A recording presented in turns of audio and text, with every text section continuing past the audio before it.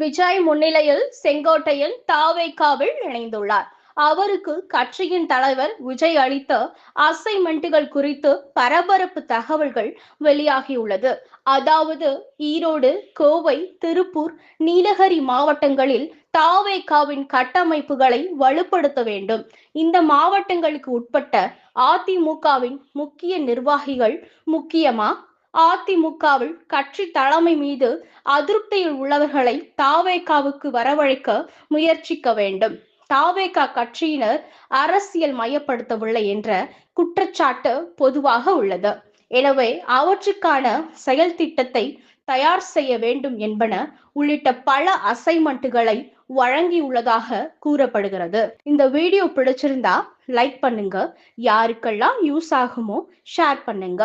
இது மாதிரி இன்ட்ரெஸ்டிங்கான பொலிட்டிக்கல் ஸ்டோரியை தெரிஞ்சுக்க ஸ்பெஷல் ஸ்டோரி சேனலை சப்ஸ்கிரைப் பண்ணுங்க.